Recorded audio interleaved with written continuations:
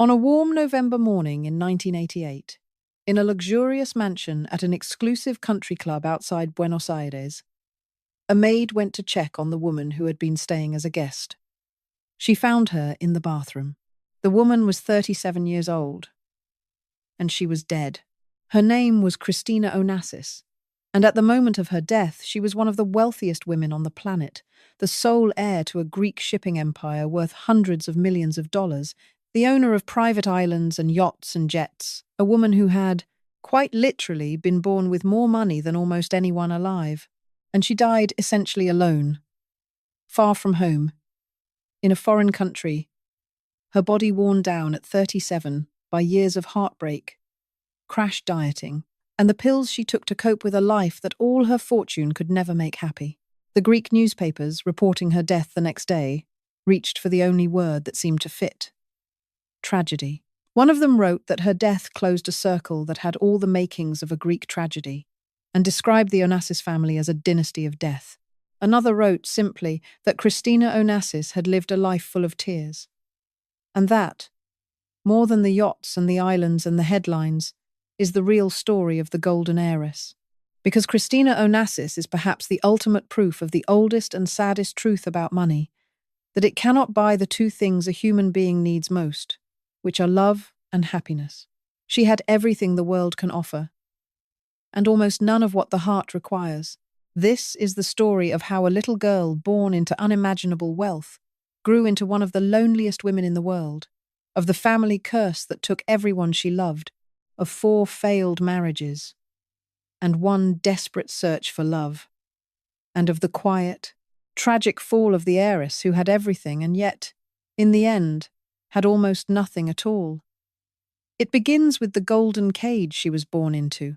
The golden cage. Christina Onassis was born in New York City in December of 1950.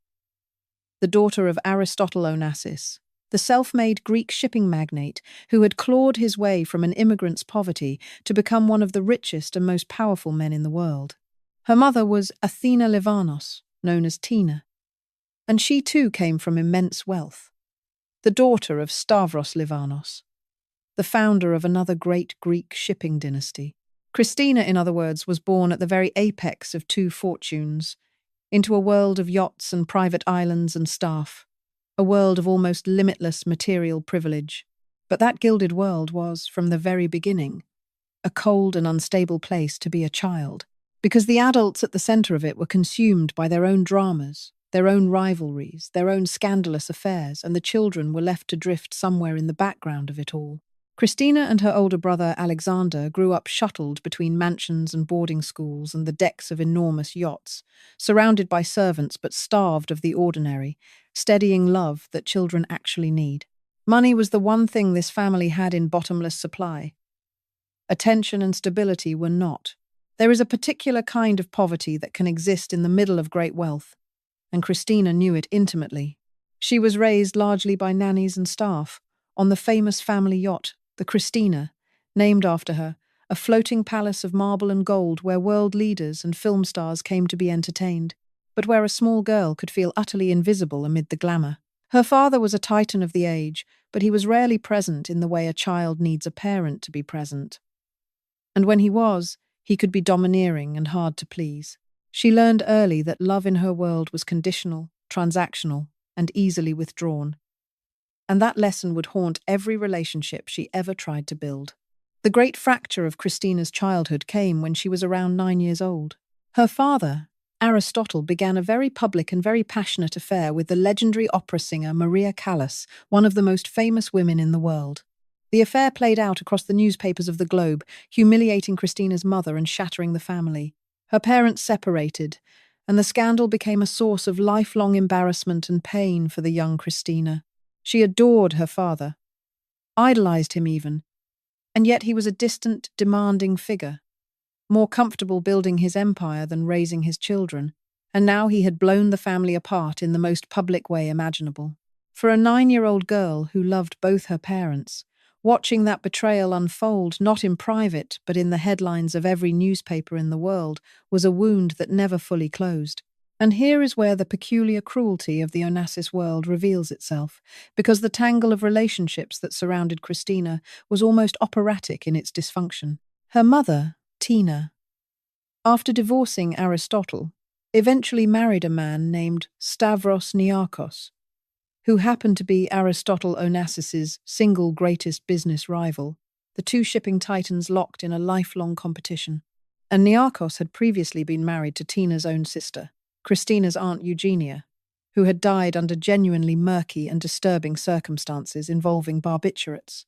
This was the family Christina was raised inside, a web of feuding tycoons, scandalous affairs, cross-marriages between rivals, and unexplained deaths. It reads less like a family than like the plot of a dark and gothic novel. And a sensitive young girl was growing up right in the middle of it, absorbing all of it, learning that the world of the very rich was a world of coldness, betrayal, and loss. Christina grew into a young woman who was, by most accounts, insecure, emotionally hungry, and desperate for the affection she had never quite received. She struggled with her weight and her self-image throughout her life, caught in punishing cycles of crash dieting. She had the dark hair and heavy features of her father, rather than the delicate beauty the era prized, and in a world obsessed with glamour, she never felt beautiful enough. Beneath the enormous wealth was a lonely, anxious person aching to be loved for herself. And that ache would drive nearly every choice she made for the rest of her life, particularly when it came to men. Her first attempt to grab at love and independence would come at the age of 20, and it would set off a war with the one person whose approval she craved most. The First Rebellion. By 1971, Christina was 20 years old and desperate to escape the suffocating control of her father. Aristotle Onassis ran his family the way he ran his empire, with an iron grip. And he had very particular ideas about whom his daughter should marry. He wanted her to wed within the closed world of Greek shipping dynasties, to a young man from another prominent shipping family, a match that would consolidate fortunes and please the old tycoon. Christina had other ideas. At a time when her father was himself in the headlines, having stunned the world in 1968 by marrying Jacqueline Kennedy, the widow of the assassinated American president, Christina made a rebellious lunge for a life of her own. That marriage, incidentally, had been its own source of pain for Christina and her brother. Both of them had reportedly begged their father not to marry Jackie Kennedy, whom they distrusted and resented. And the relationship between Christina and her glamorous new stepmother was, by all accounts, frosty at best.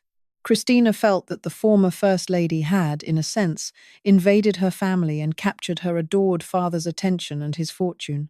So the young woman was already raw, already feeling displaced in her own family, when she made her move. She met, and quickly married, an American real estate developer named Joseph Bolker. He was a decent, well-liked man, but he was also, in the eyes of Aristotle Onassis, entirely unsuitable. He was American, not Greek.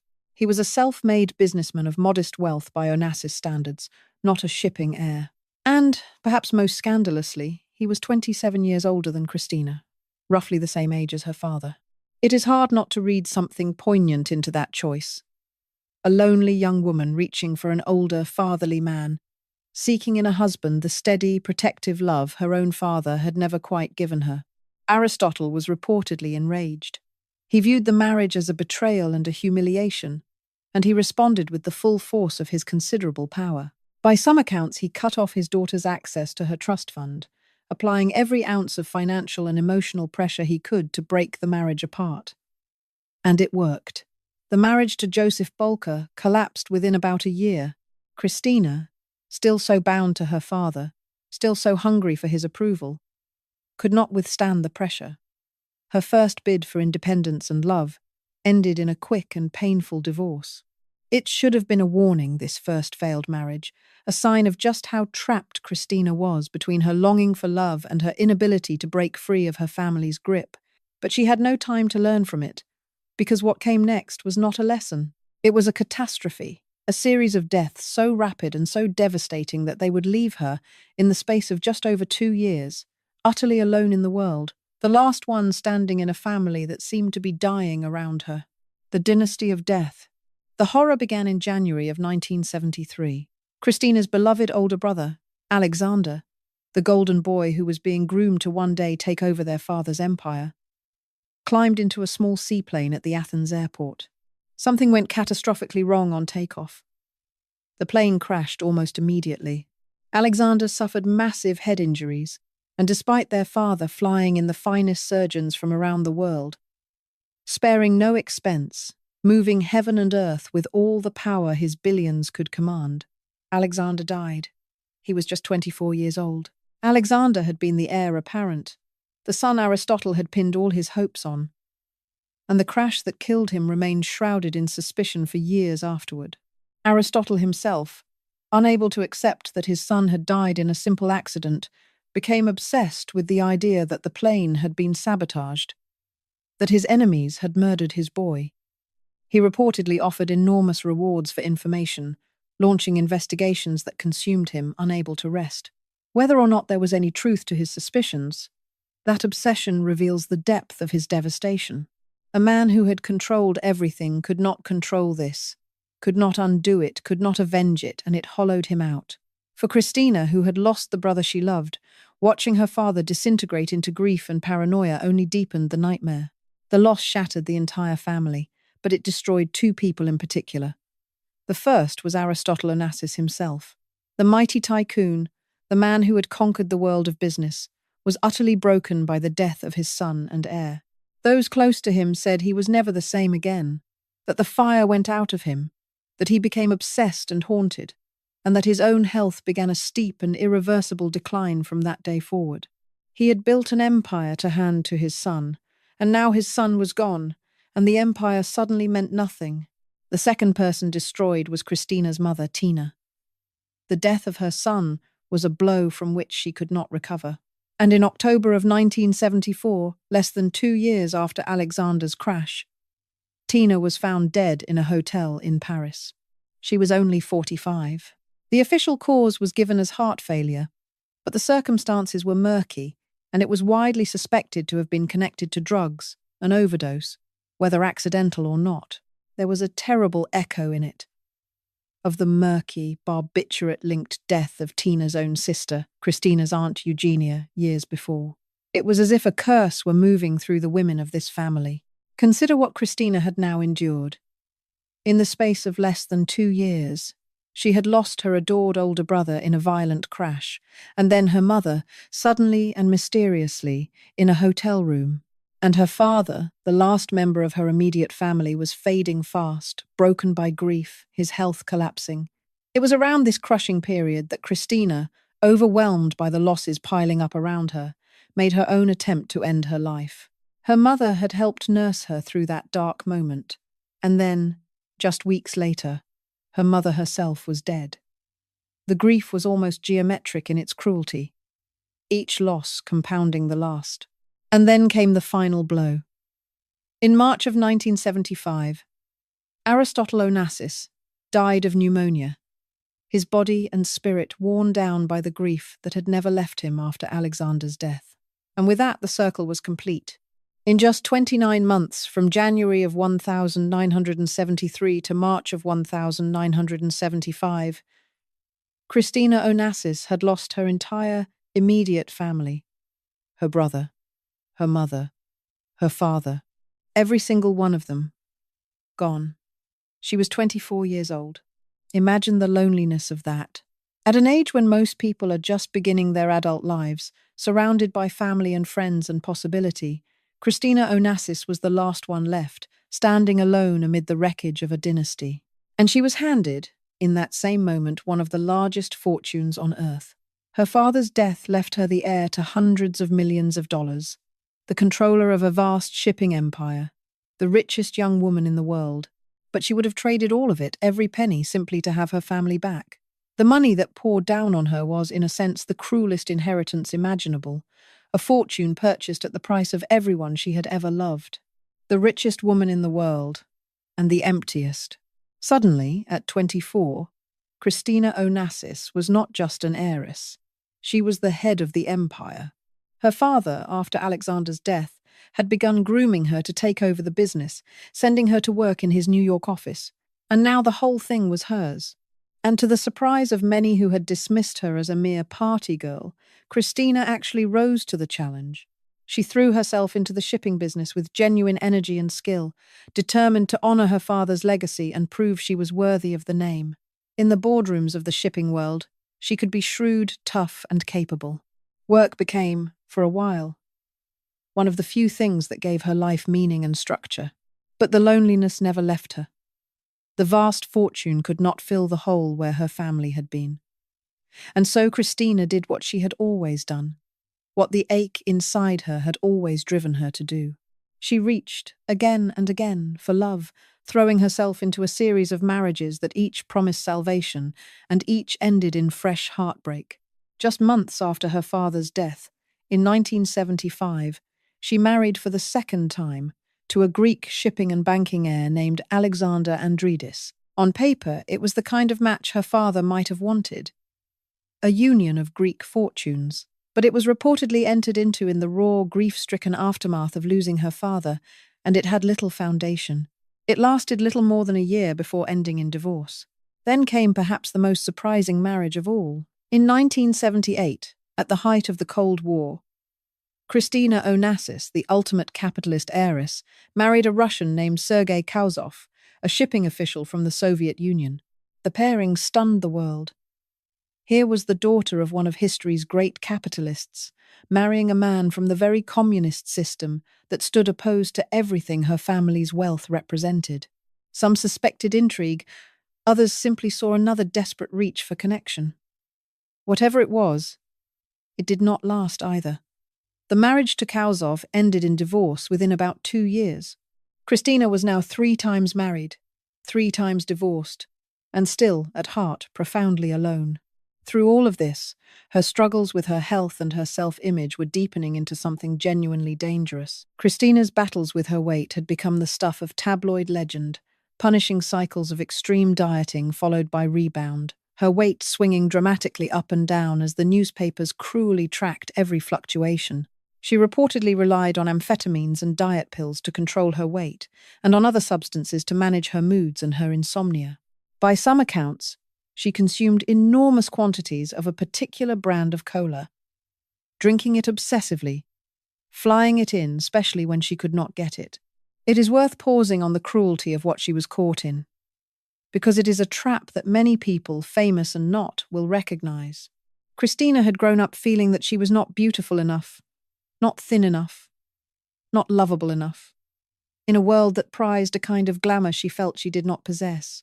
And so, she waged a relentless, punishing war against her own body, chasing an ideal she could never reach, reaching for pills that promised control and delivered only damage. Each crash diet weakened her further. Each round of pills strained her heart a little more. She was medicating a bottomless emotional pain, a grief and a loneliness that no diet could touch, and slowly, without quite realizing it, she was wearing down the very heart that would one day give out on her. It is a heartbreakingly common story, made only more visible by her fame and her fortune. The wealth could buy her anything except the peace she was chasing, and it could not save her from the harm she was doing to herself in the search for a love she felt she had to earn by being thinner and more beautiful than she was. And then, at last, she found the one thing she had always wanted, or thought she had. She fell truly in love, and it would break her more completely than any loss that came before.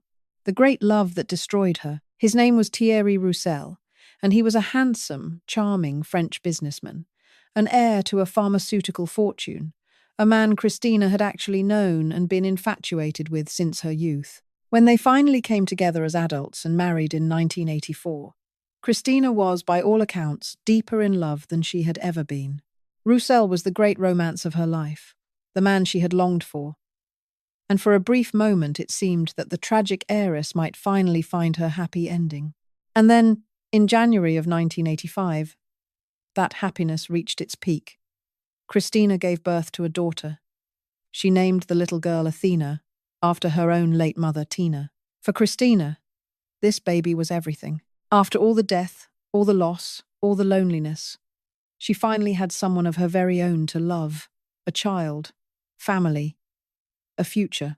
Those who knew her said she adored Athena with a fierce, almost desperate devotion. The little girl became the absolute center of her world, the one pure source of joy in a life that had known so little of it. But even this, even her great love and her precious daughter, was not to be spared the Onassis curse, because Thierry Roussel, the man Christina adored, was betraying her. Throughout their marriage, even as Christina poured her whole heart into him, Roussel was carrying on a long-term affair with another woman, a Swedish model named Gabi Landage. Christina eventually discovered the devastating truth. Not only was her husband unfaithful, but during their own marriage, he had fathered a child with his mistress, the one great love of Christina's life, the man she had trusted with her wounded heart, had been living a double life the entire time. It was, for a woman as fragile and as starved for love as Christina, an almost fatal blow. The marriage collapsed. They divorced in 1987, and Christina was left once again alone, but this time it was worse than ever, because she had let herself hope.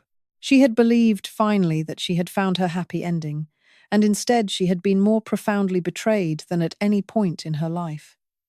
There is a special cruelty in that particular kind of heartbreak.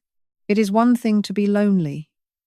It is another to have tasted the thing you always wanted, to have held it in your hands, and then to have it revealed as a lie. Christina had spent her whole life believing she was unlovable, and just when a man had finally seemed to prove that belief wrong, he confirmed it in the most devastating way possible. She reportedly remained obsessed with Roussel even after the divorce, unable to let go of the dream of the family she had wanted so badly, even reportedly continuing to support him financially in a desperate bid to keep him close.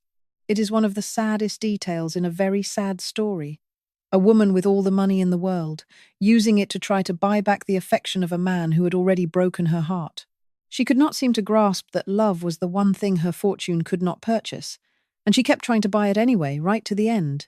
By 1988, Christina Onassis was 37 years old and emotionally exhausted. She had buried her brother, her mother, her father. She had endured 4 failed marriages. She had been betrayed by the great love of her life. Her body was worn down by years of crash, dieting, and pills. And though she doted on her little daughter, the loneliness that had haunted her since childhood had never once released its grip. Friends said she seemed at times, in those final months, to be searching for a fresh start, perhaps even a new romance, perhaps a new life in Argentina, where she had gone to stay with friends in November of that year. She was, some said, even happy in those last days, hopeful about a new beginning. And then, on the 19th of November 1988, that maid found her body in the bathroom of the mansion outside Buenos Aires. An autopsy found no evidence of suicide, no drug overdose, no foul play. What it found was that Christina Onassis had died of a heart attack brought on by acute pulmonary edema, a sudden flooding of the lungs. But everyone understood really what had killed her. It was not a single cause on a coroner's report. It was the accumulated weight of a lifetime, the years of dieting and pills and heartbreak that had quietly ravaged her body and her heart, until, at just 37, that heart simply stopped. She was buried on the private island of Scorpios, the beautiful Onassis Island in the Ionian Sea, laid to rest in the family plot beside the father and the brother she had lost, together at last with the family whose loss had defined her entire life. What her fortune left behind. Christina Onassis died, leaving her entire vast fortune, an estate estimated at hundreds of millions of dollars, to the only person left who mattered to her, her 3-year-old daughter, Athena. And so the great Onassis fortune, built by a poor immigrant who conquered the world, passed down through a dynasty consumed by death, came to rest on the shoulders of a tiny girl who was too young to even understand that her mother was gone. The story of Athena is, in its own way, the final chapter of Christina's tragedy, and it carries a bittersweet note of hope. After Christina's death, Athena was raised in Europe, primarily in Switzerland, by her father, the very man whose betrayal had helped break her mother's heart, Thierry Roussel, along with the mistress he eventually married.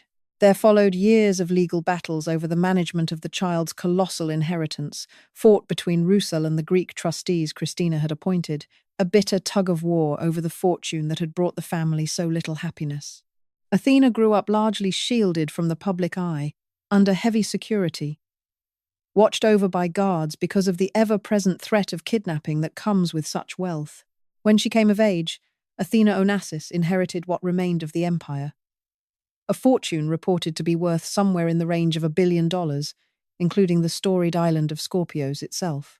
And in a poignant echo of her family's history, she found her own passion, not in the shipping business, but in horses, becoming a serious competitive show jumper, an equestrian.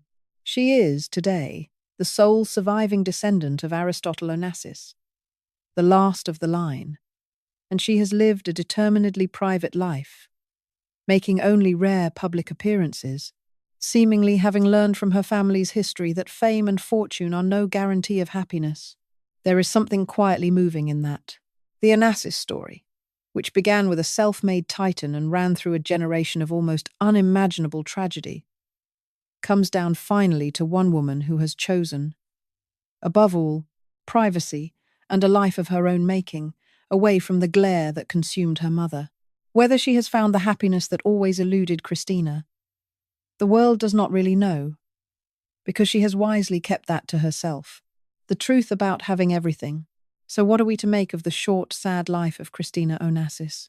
It would be easy and lazy to simply pity the poor little rich girl, to shake our heads at a woman who had every material advantage and still managed to be miserable. But her story deserves better than that, because it contains a genuinely important truth, one that our culture, obsessed as it is with wealth and glamour, constantly forgets.